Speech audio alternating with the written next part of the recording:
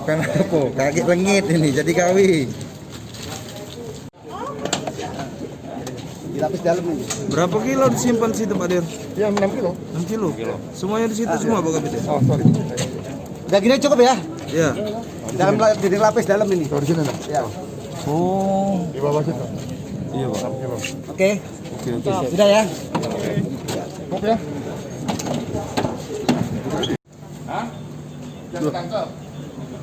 Berapa kali? Kalau jawab kan. Berapa kali kirim ke Palembang? 2 kali. Yang pertama berapa kilo? 1 kilo. Ke Palembang semua tuh. Palembang semua kali. Sabunnya disembunyikan di mana, Bang? Di pintu bagian kanan belakang. Supir. Belakang supir.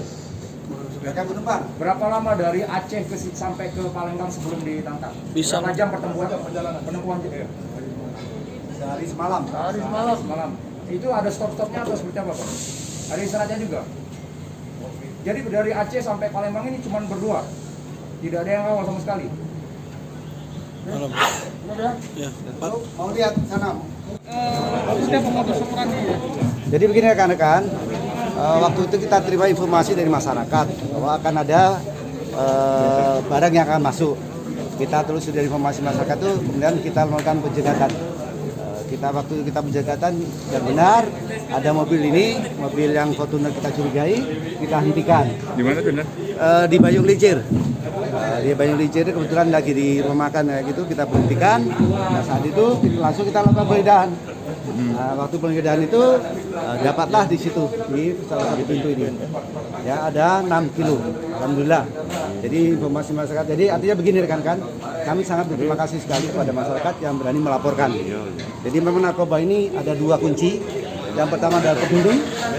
Ya, kalau nggak mau peduli nggak akan berani mereka melaporkan. Yang kedua, ya berani lapor tadi. Kita peduli tapi nggak berani lapor percuma. Karena itu saya menghimbau kepada masyarakat semuanya agar berani melaporkan tindak pidana narkoba. Dan di pasal 131 di Pak Lumat, kemarin Pak Kapolda melakukan maklumat, ini pasal 131 Undang-Undang Narkotik itu, apabila masyarakat tidak melapor, ada sanksinya sebenarnya, sanksinya 1 tahun penjara. Itu aja rekan-rekan. Pak Dir, dalam penyelidikan berapa lama untuk pengintaian pelaku ini Pak Dir? Ya, hampir seminggu.